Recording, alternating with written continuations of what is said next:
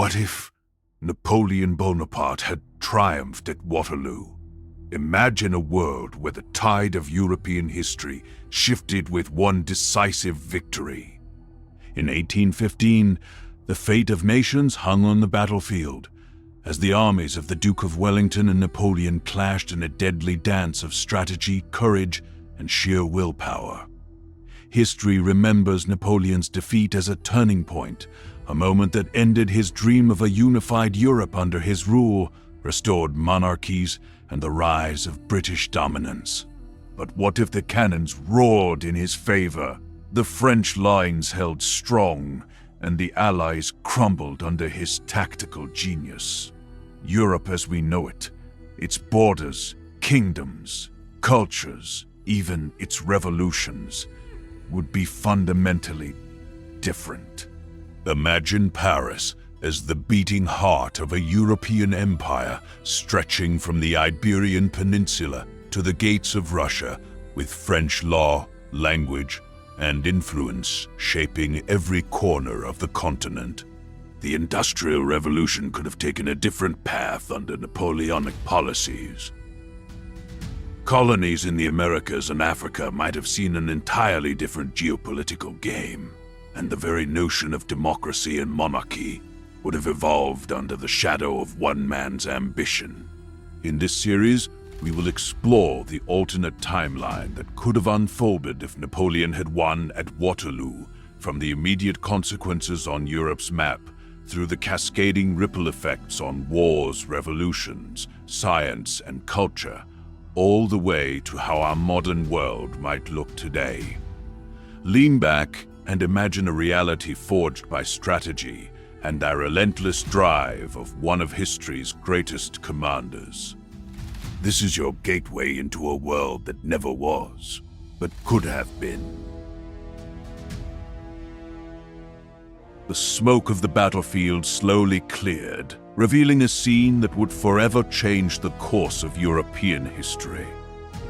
Napoleon Bonaparte, standing tall on a small rise, watched as the remnants of the Allied forces scattered in disarray across the fields of Waterloo.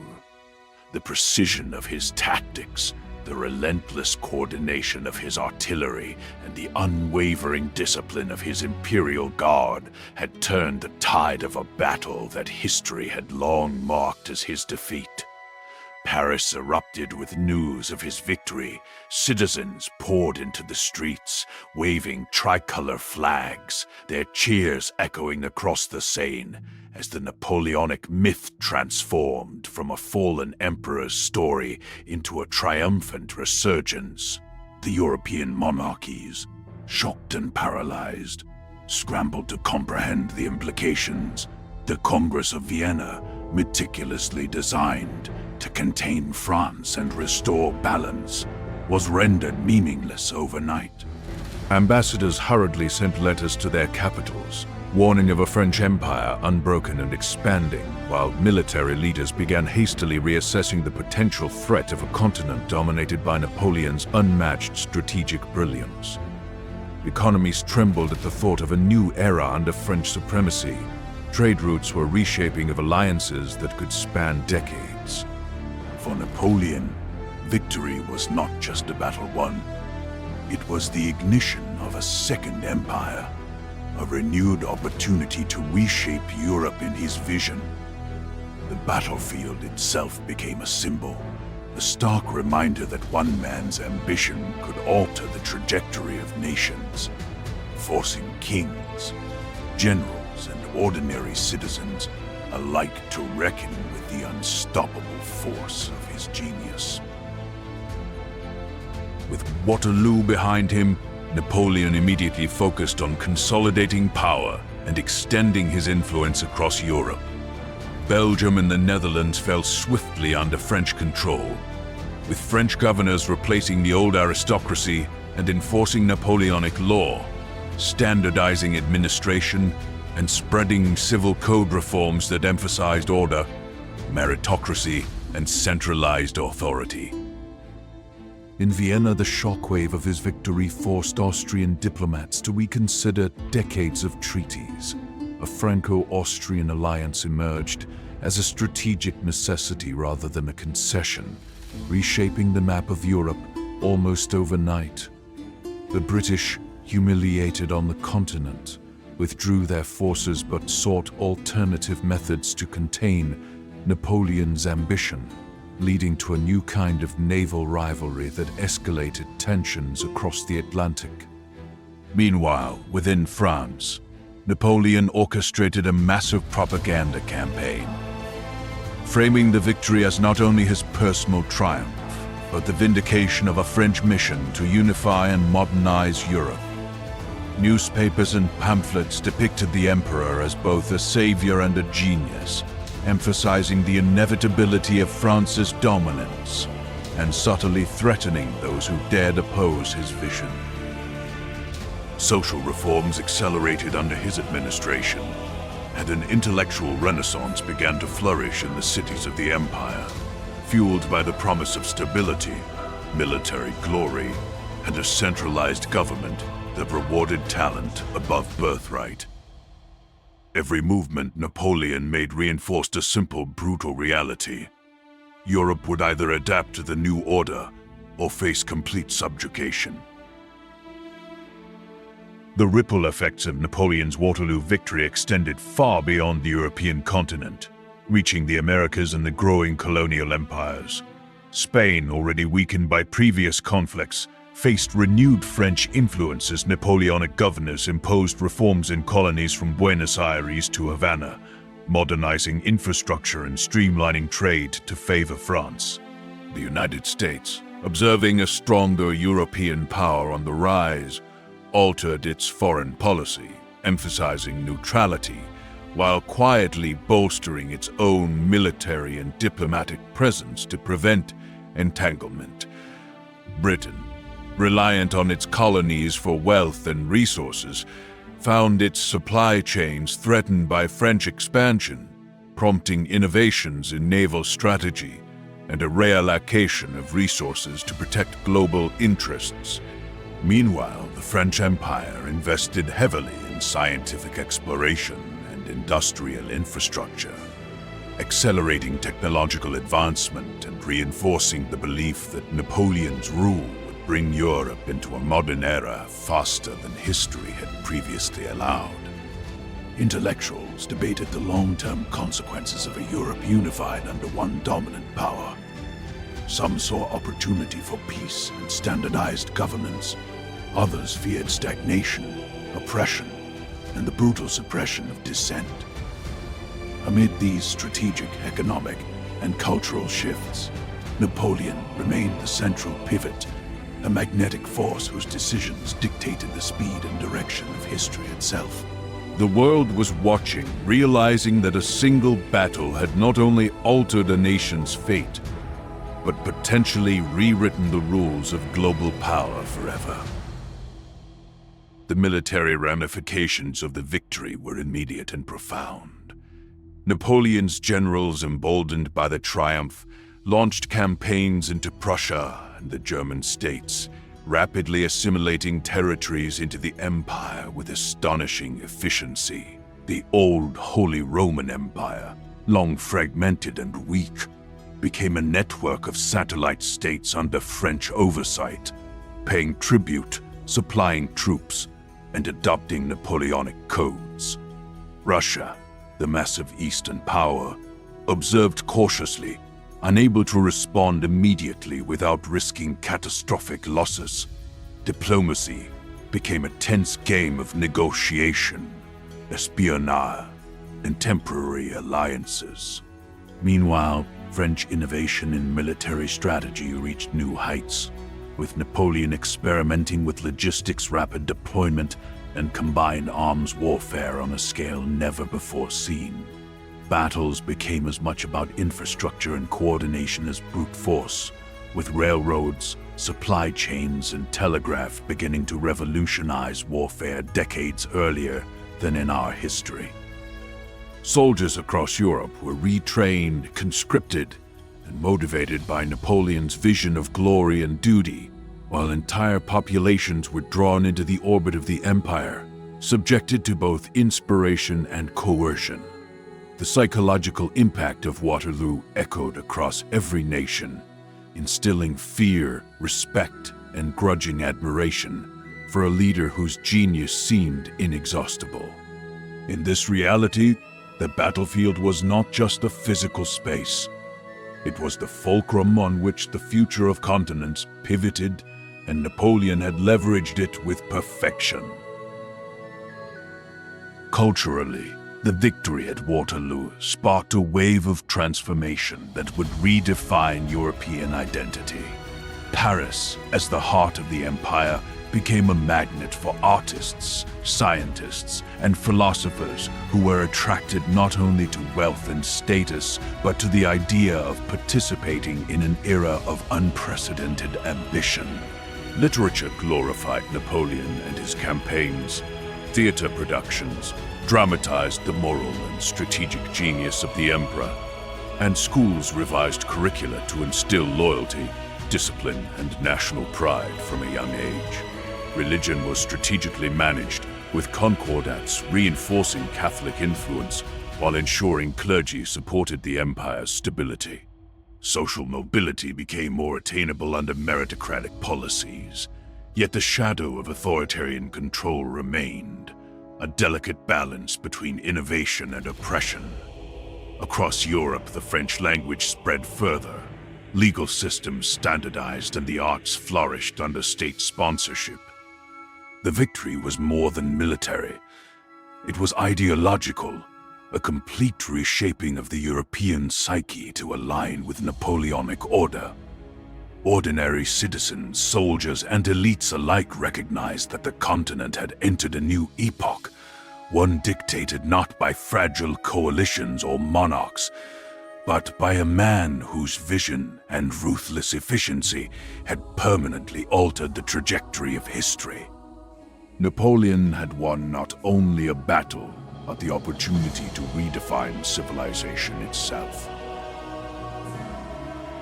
With the shock of Waterloo still reverberating across the continent, Napoleon immediately seized the momentum to extend French dominance into Germany and Italy. The fragmented German states, long a patchwork of principalities, were swiftly reorganized into a more centralized federation under Napoleonic oversight. Each territory retained a nominal degree of autonomy, yet French governors, legal codes, and taxation systems imposed an unyielding structure that ensured loyalty to Paris. Meanwhile, Italian kingdoms experienced similar transformations. Napoleonic civil law replaced centuries-old feudal codes, infrastructure projects modernized cities, and trade regulations into a continental economy driven by France. Resistance existed, of course, particularly among nobles whose privileges evaporated overnight. But Napoleon's military presence and administrative efficiency left little room for organized rebellion. Diplomacy became a chess game of unprecedented scale, as neutral and allied powers scrambled to adjust, forming temporary coalitions or strategic marriages to hedge against the rising French hegemony. The map of Europe began to reflect the vision of a single dominant power, a continental system orchestrated to maintain French economic supremacy and political control while projecting the emperor's authority to every corner of the continent. Britain, though victorious at sea, found its influence on the continent drastically diminished. Napoleon's control over key ports, roads, and territories in Belgium, the Netherlands, and northern Germany restricted British trade and forced the Royal Navy to adapt to a new geopolitical reality. London accelerated its industrial programs, expanding shipbuilding, coal production, and ironworks to compete with France's growing continental infrastructure.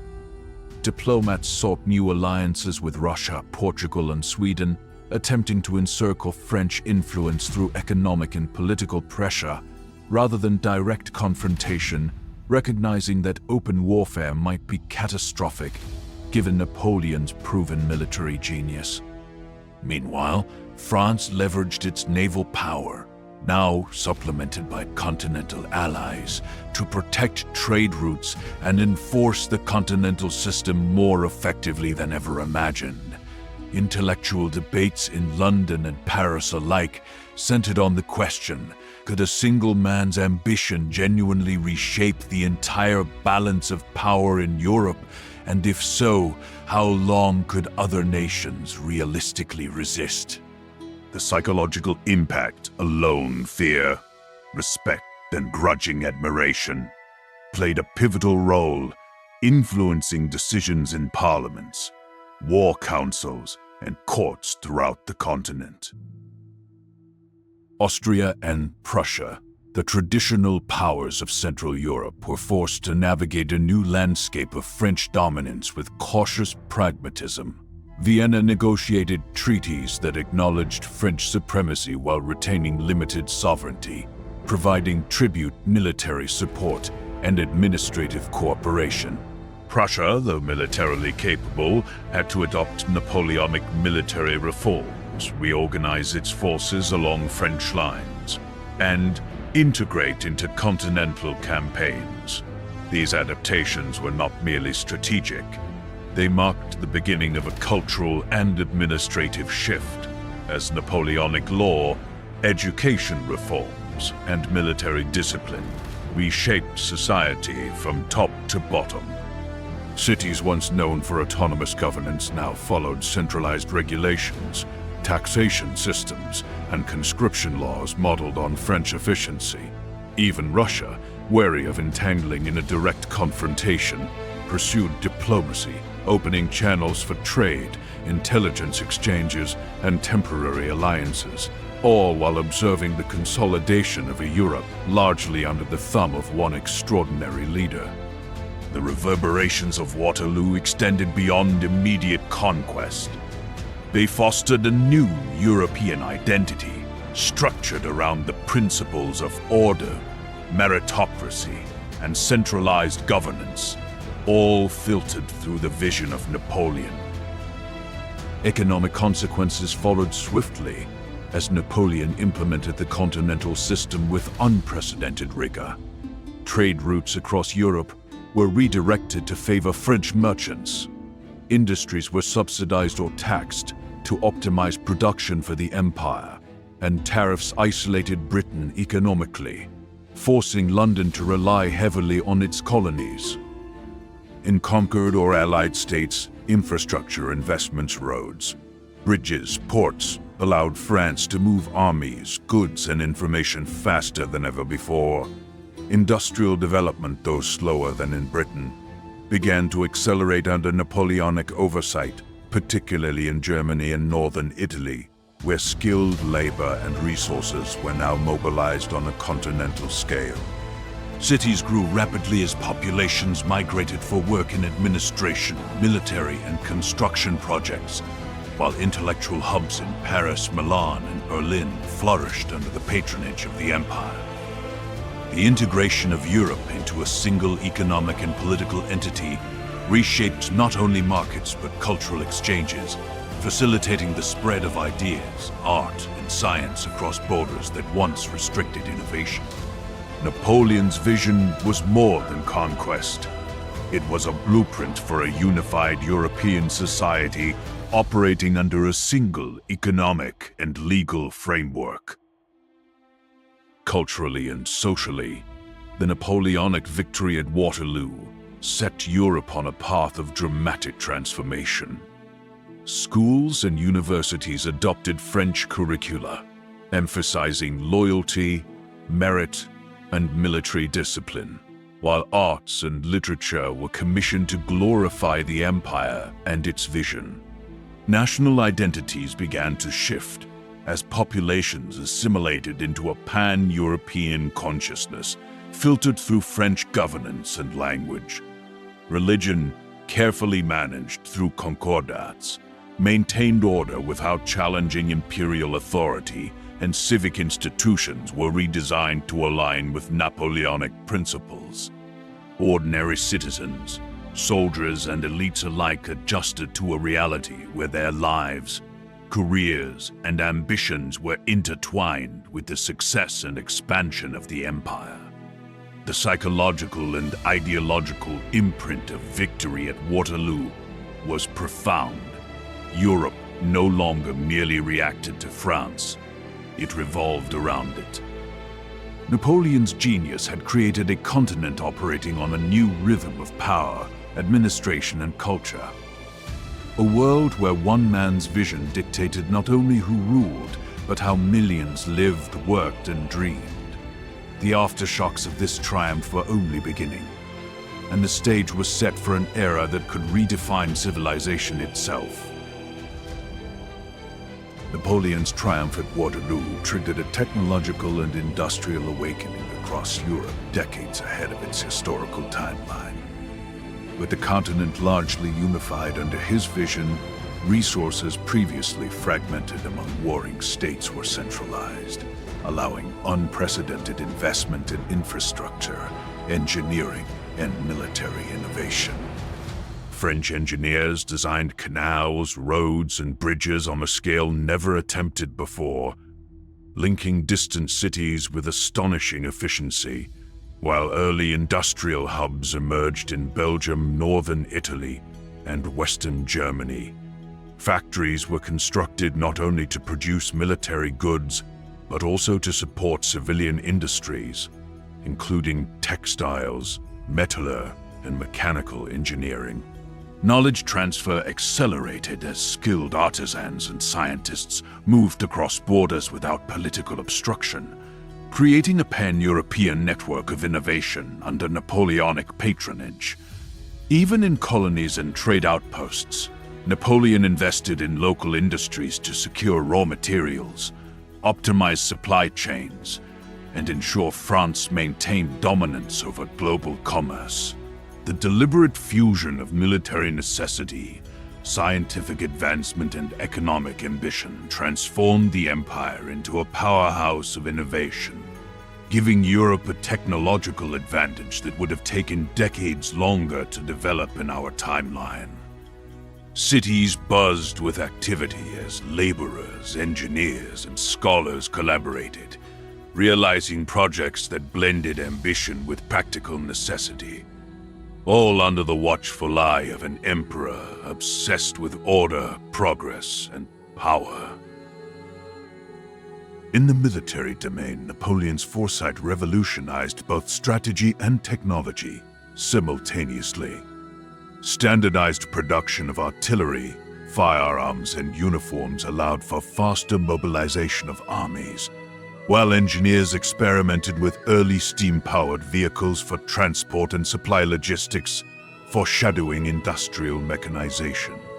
Fortifications were modernized using new construction techniques, and strategic rail lines began to appear in key regions, enabling rapid troop movements that could outpace any historical army. Communications were accelerated through an extensive network of telegraph lines, linking Paris to far-off provinces in days rather than weeks, allowing real-time coordination on a continental scale.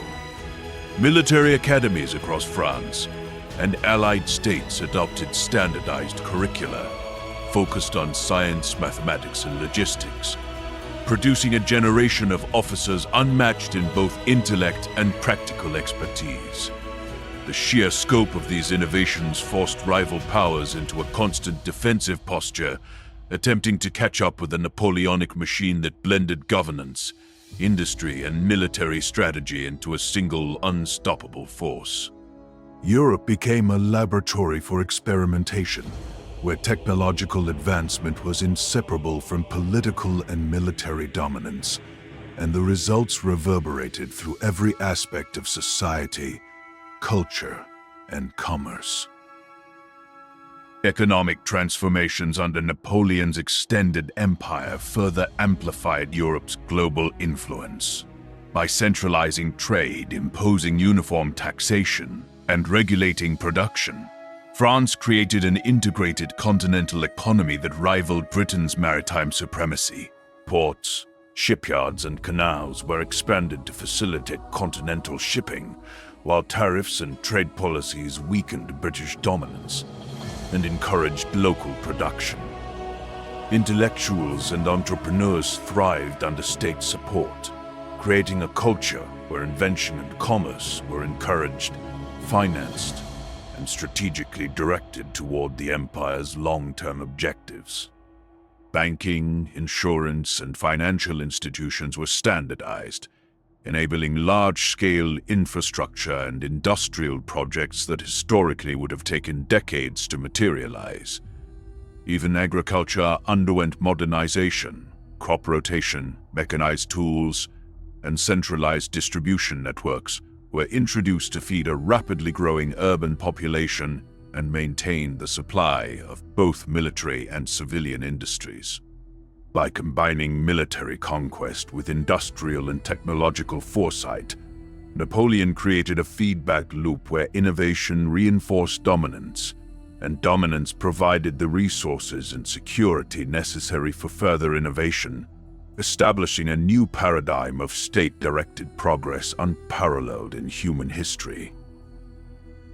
Globally, the victory at Waterloo shifted the balance of power in ways that reshaped the early 19th century world. Spanish colonies in South America faced Napoleonic reforms, integrating infrastructure, education, and trade into a French-led system, slowing independence movements, but simultaneously accelerating modernization in administration and commerce. British colonies in North America and Asia recalibrated their strategies, focusing on naval and economic expansion rather than direct confrontation, while France's growing influence reached the Indian subcontinent, Africa, and Southeast Asia, creating a network of allies, puppet states, and trade hubs that challenged British global supremacy. Science and technology followed the flow of empire. French-sponsored academies trained engineers and naturalists to explore and exploit resources across the world, mapping continents, studying climates, and introducing European-style industrial methods far ahead of history. Diplomats, merchants, and military officers traveled extensively, exchanging knowledge, technology, and political strategies, effectively creating a global circulation of ideas under the aegis of Napoleon's empire. The strategic combination of military might, industrial leadership, and global diplomacy created a Europe-centered world order that could dominate global trade, colonization, and innovation for decades before rivals could adapt, firmly entrenching Napoleonic influence in every corner of the planet. The cultural and intellectual consequences of this accelerated modernization were equally profound. Artists, writers, and thinkers moved freely between cities, spreading ideas that blended nationalism with pan-European identity, celebrating scientific discovery, industrial achievement, and military genius. Universities flourished under state sponsorship, emphasizing mathematics, engineering, and law, while libraries, museums, and academies expanded to collect knowledge systematically. Ordinary citizens experienced both opportunity and obligation. Education and social mobility were available to those who excelled, yet loyalty to the empire, conscription, and adherence to Napoleonic regulations structured everyday life. The combination of centralized power, technological acceleration, and cultural standardization created a Europe that was cohesive, ambitious, and innovative beyond imagination.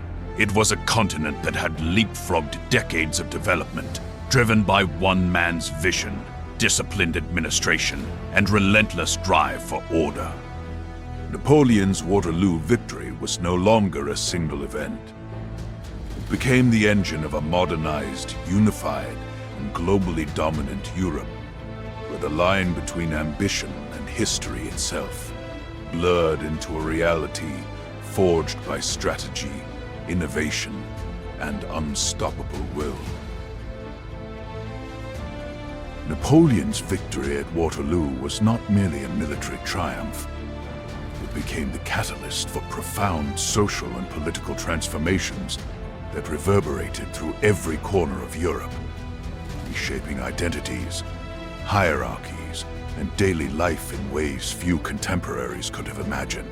Cities swelled with populations migrating from rural areas to participate in the burgeoning industrial and administrative opportunities created by centralized Napoleonic governance, leading to rapid urbanization unprecedented in scale and speed. Streets, plazas, and public buildings were redesigned to reflect order, efficiency, and imperial grandeur, while civic institutions encouraged education, literacy, and civic participation, aligned with the emperor's vision of meritocracy. Nobility and clergy, historically dominant forces in social life, found their influence deliberately curtailed. Privileges were replaced by responsibilities, and positions of power increasingly depended on competence and loyalty rather than birthright. At the same time, ordinary citizens navigated a paradoxical environment where opportunities for upward mobility and access to education coexisted with the demands of conscription, tax obligations, and adherence to stringent laws that reinforced Napoleon's authority. Cultural life flourished under state patronage. Theaters, museums, and academies became instruments of both expression and imperial ideology, celebrating not only artistic achievement, but also the unity and strength of the empire. Philosophers and scientists debated freely, yet their ideas were subtly guided to reinforce the narrative of order, progress, and loyalty to the state. Europe was entering an era where social structure, political organization, and culture were deeply intertwined with a single man's vision, creating a society that was at once innovative, disciplined, and intensely hierarchical. Politically, the Napoleonic victory forced an unprecedented reconfiguration of governance across the continent, merging centralization with pragmatic local autonomy to maintain control over diverse populations. Provinces and cities adopted standardized legal codes, taxation systems, and civil administration, while local elites were co-opted into the imperial bureaucracy, balancing compliance with opportunity. Parliaments and assemblies, where they existed, became advisory or ceremonial, functioning primarily to legitimize imperial policy rather than contest it. Diplomatic networks extended across borders, facilitating rapid communication, intelligence sharing, and coordinated response to unrest or foreign threat. The emperor's vision of a cohesive European order meant that rivalries between kingdoms, duchies, and city-states were suppressed through a combination of administrative oversight, military presence, and economic integration. Resistance, when it emerged, was met with a blend of force and incentive. Education, trade benefits, and social mobility were offered to compliant elites, while rebellious factions faced military pressure and strategic isolation. Public opinion, carefully managed through newspapers, pamphlets, and artistic representation, celebrated the emperor's achievements while portraying opposition as both futile and morally inferior. In this restructured political landscape, the concept of sovereignty was transformed. Loyalty shifted from local or dynastic rulers to a centralized vision of continental unity under Napoleonic authority, fundamentally altering how citizens understood power, governance, and their own role in society. Socially, Napoleon's Europe experienced a surge in mobility and opportunity that had been impossible under the rigid hierarchies of the previous centuries. Education systems expanded dramatically, emphasizing mathematics, engineering, law, and civic responsibility, producing a generation of professionals and military officers trained to serve the empire efficiently and competently. Women, though still constrained by societal expectations, gained limited access to education and roles in administrative and economic sectors, particularly in urban centers where their contributions supported the industrial and bureaucratic expansion. Urban life transformed with infrastructure projects that brought sanitation, roads, and public buildings, improving quality of life and enabling dense populations to thrive. Arts and literature reflected both innovation and ideological alignment. Plays, novels, and visual arts celebrated Napoleon, the empire's achievements, and the ideals of rationality, meritocracy, and order. Religion, while carefully regulated, continued to provide community cohesion, with clergy encouraged to support the state's moral framework rather than challenge its authority. Across social classes, people increasingly identified not merely with local communities or nations, but with the larger Napoleonic Europe, a cultural and political identity forged through shared laws, trade networks, education, and propaganda. Daily life was thus a blend of opportunity, expectation, and discipline, creating citizens simultaneously empowered, loyal, and molded to fit the demands of a continent and under one guiding vision. Cultural transformation under Napoleon extended beyond Europe, influencing global perception and interaction. French became the lingua franca of diplomacy, trade, and intellectual discourse, facilitating communication across vast territories and aligning cultural norms with imperial ideals. Scientific institutions and academies, sponsored by the state, attracted talent from across Europe and even beyond, creating a transcontinental exchange of knowledge in fields ranging from engineering and medicine to physics and natural sciences.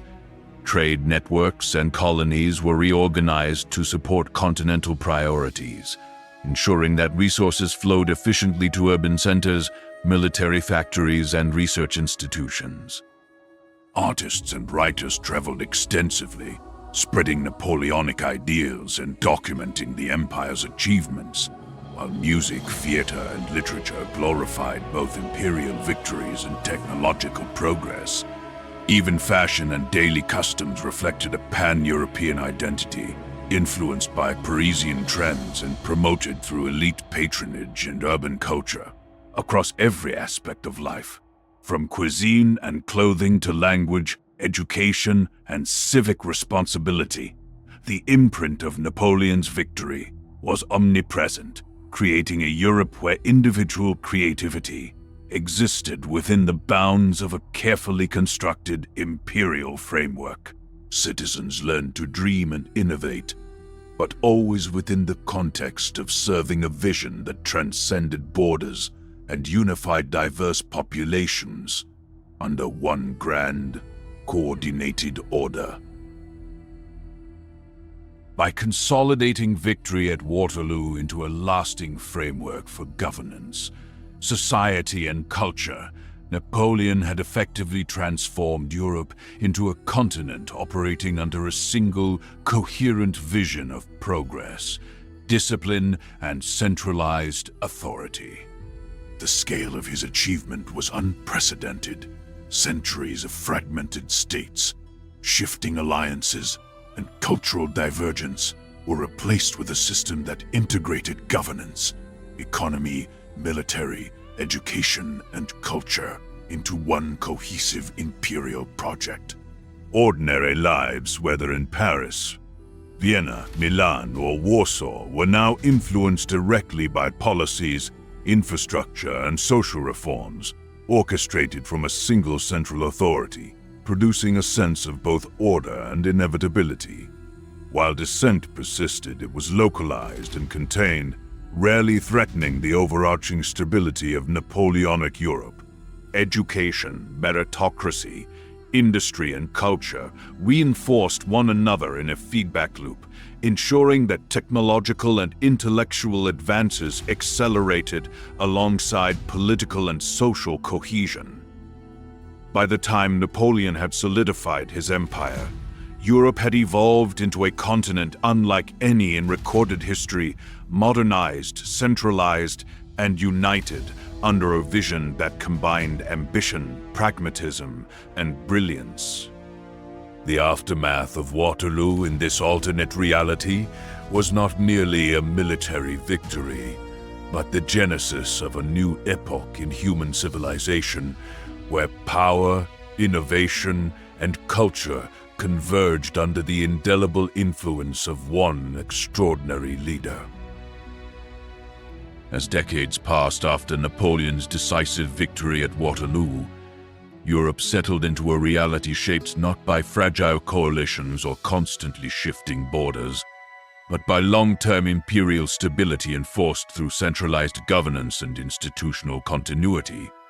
The Napoleonic system matured into a permanent continental framework, where law, administration, and military organization followed standardized principles from Lisbon to Warsaw.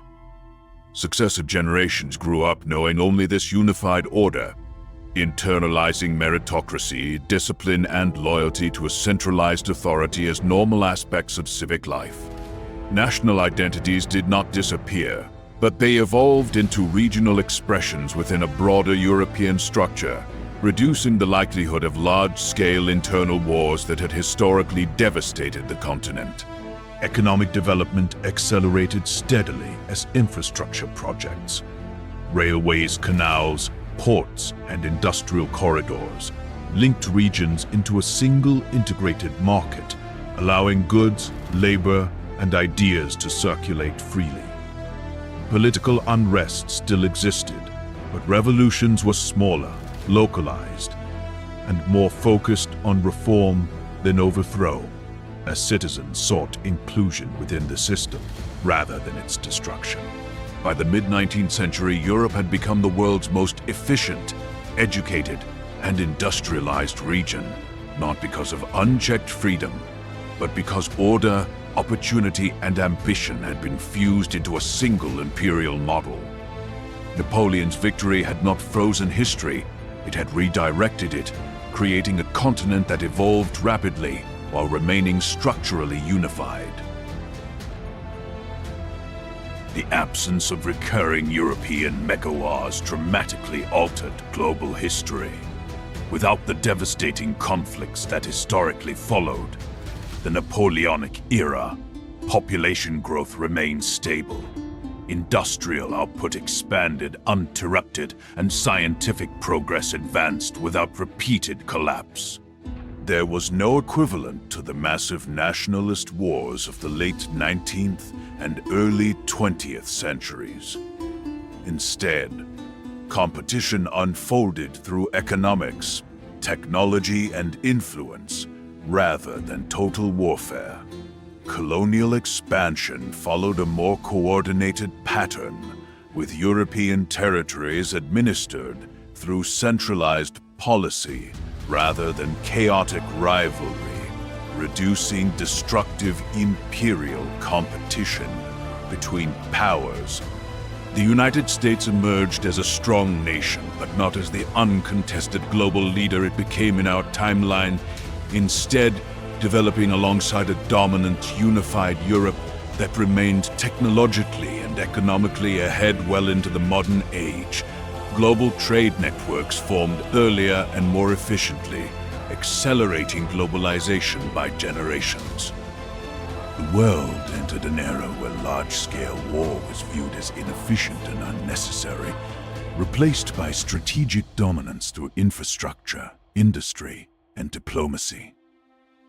Napoleon's system had inadvertently created a blueprint for power that favored long-term stability over explosive conflict, reshaping international relations across continents. Technological progress in this timeline fundamentally redefined modern life. Rail networks spanned Europe earlier. Electrical systems and mechanized industry developed under centralized investment, and scientific institutions coordinated research across borders rather than competing in isolation.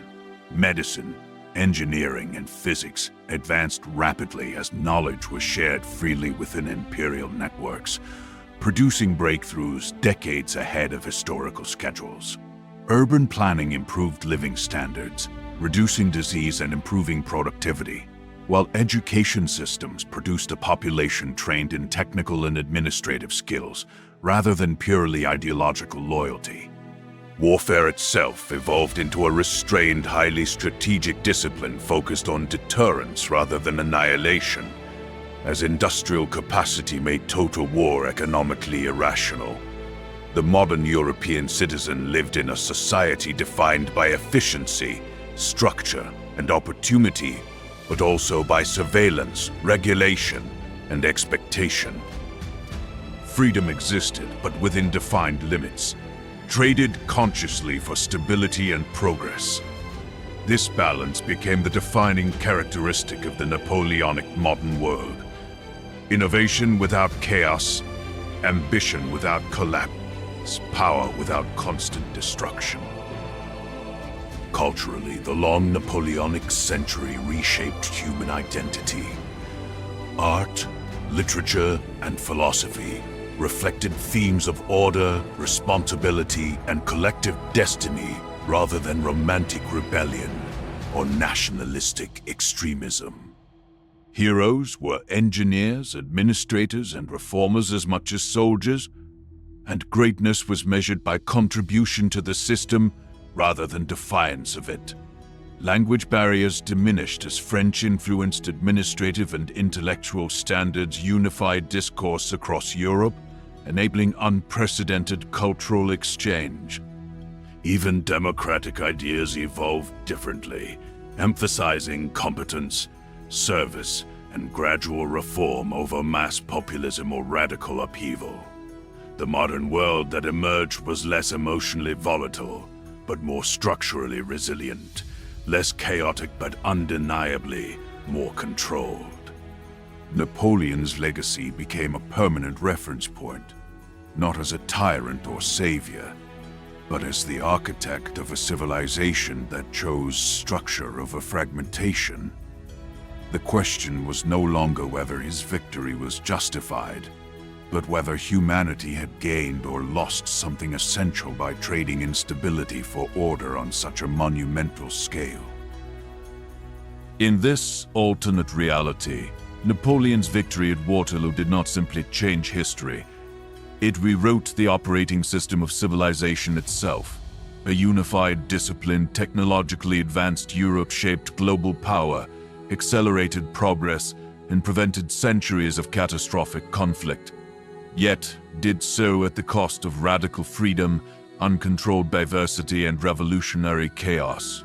The modern world born from this path is efficient, stable, and powerful, but also tightly structured, carefully managed, and ideologically consistent.